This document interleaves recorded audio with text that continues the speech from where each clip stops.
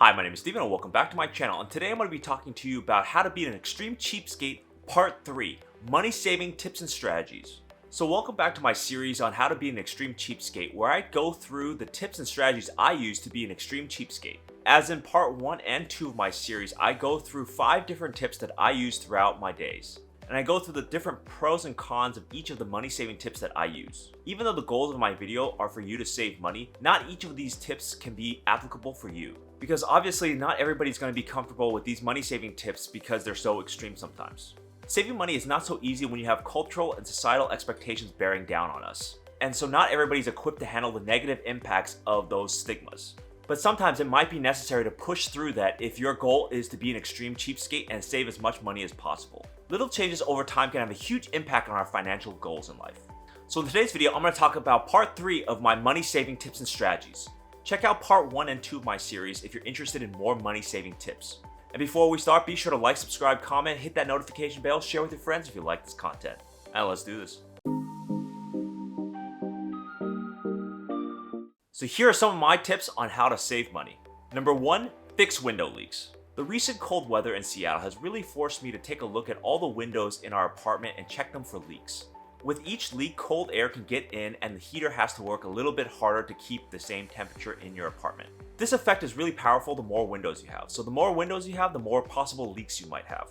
If you follow my previous video on how to sleep better, you'll know that I've installed blackout curtains in my bedroom window. The intended purpose of this was to block out the sun so I get a better night's sleep.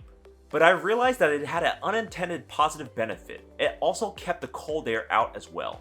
Because when I block out the sun, I also block out the cold air that formed on the window pane. And the curtain was a barrier for that cold air to come into the room. I saw a month-to-month decrease in my electric bill because of this. I know because I compared it to my last year's bill when it was the same temperature outside. This $7 to $10 month to month was great because I didn't have to buy any additional things. It used what I already have and helped me save money. So my tip is to try to check your windows for any cold air leaks and try to seal them as best as possible.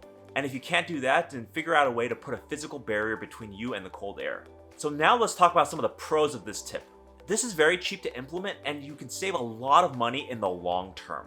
Sealing holes is a great way not only during winter time but also in the summer as well to keep the cold air in. And general inspection and maintenance on your house or apartment is always good to do to prevent other things from going bad. And depending on the number of holes and windows you have, you might see a dramatic decrease in your heating bills. Now let's talk about some of the cons of this tip. Many of these small leaks are very difficult to find and track down. You might have to do a very thorough job on your windows. Generally, newer buildings and windows leak less. Older buildings and older windows leak more. Because over time, older buildings have more cracks and leaks that form in their windowsills. And windows are only one path for cold air to get in. You can have floorboards that leak, or you can have doors that leak as well. And lastly, some holes are just hard to seal without closing access to that window temporarily. You might not be able to open and close that window regularly when you plug that hole. Number 2, drink mainly water. I'm an avid drinker of water, and that is my go-to drink if I'm thirsty. I have saved a lot of money over the years by not switching to soda, juice, or alcohol as my primary drink.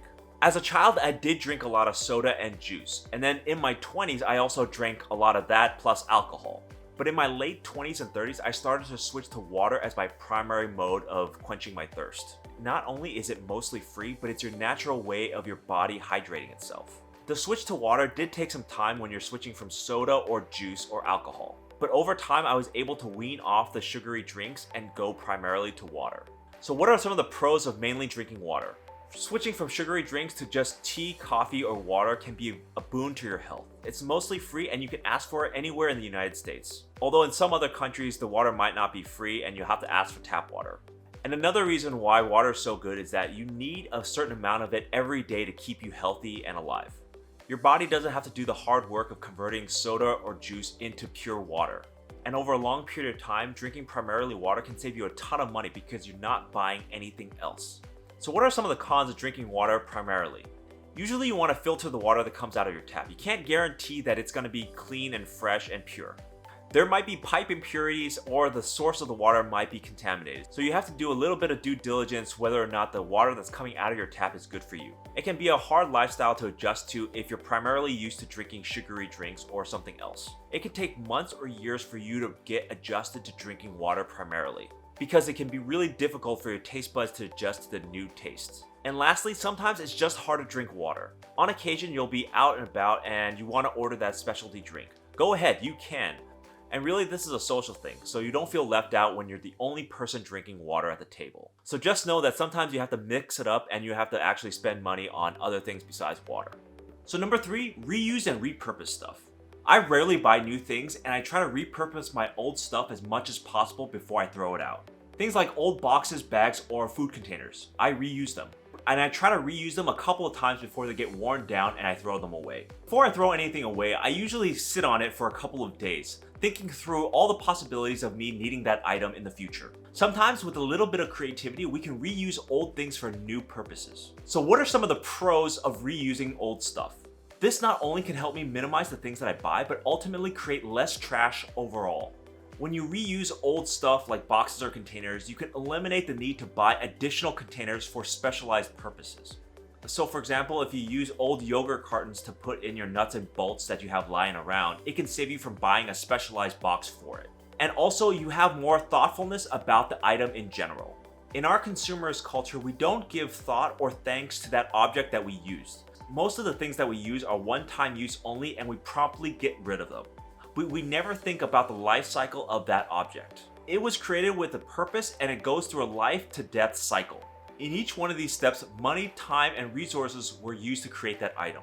So if we have thoughtfulness about the item in general, we're giving it another chance at life. We're giving it more usefulness. And also it helps to boost your creativity because when we're thinking about different uses for old items, we're stretching our creative muscles.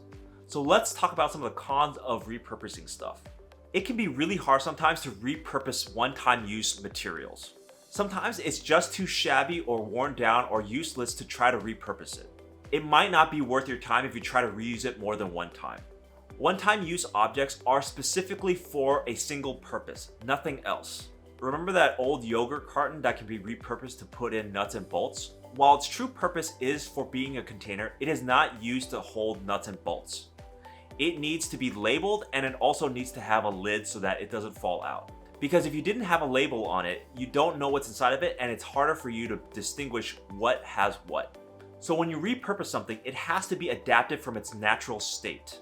Whereas if you buy something with a designated purpose, it has a function and it's clear to see. As a cheapskate, when you're repurposing things, you might get pushback from other people, especially those that are mired in consumer culture and doesn't understand why you're repurposing stuff if you could just buy new things. Choose to fight through that as best as you can, but be aware that it might happen to you. Most people don't understand the lengths people can go through to try to save a buck or two. It is not in everybody's best interest to save money, so don't try to convince them. Do your own thing. Number 4, spend money on your closest friends or family. This is going to be controversial, but only spend money on those who matter to you. For those people that are not close to you, try to minimize or get rid of spending money on them in general. This is a pure extreme cheapskate move that prioritizes money in your pocket. Not everybody can do this, and I wouldn't recommend that everybody try this. Because the fact of the matter is, the more friends and acquaintances you have, the more money you need to impress them and to stay in their social circle. This can be eating out, going to weddings, or gifts in general. Individually, it's not a lot of money, but if you stack up the number of friends and acquaintances you have, it can be a lot of money. During the pandemic, it's generally easier to do, but prior to that, it can be very difficult. For me, this is very difficult, and I use this tip sparingly in my life. But when I do need to save money, I focus on those closest to me. Social pressures and maintaining friendships can be more important than saving money, but in dire circumstances, this tip can be on the table for you to use. So now let's talk about the pros of spending money only on those closest to you. In general, this money tip can also help you to prioritize those who are closest to you and those who have the most importance in your life. And depending on how social you are, you can have a lot of money saved over time. And when you start to focus on those who are closest to you, you start to realize how much money, time, and energy that you spent on people and acquaintances that aren't really close to you, and whether or not those people actually add value to your life.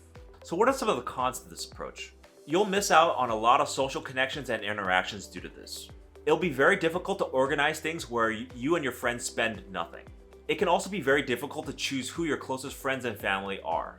And there can also be a lot of jealousy that stems from your choices, so be very careful. This tip is definitely not for everyone. There will be times in your life when you're confronted by other people on why you're doing this.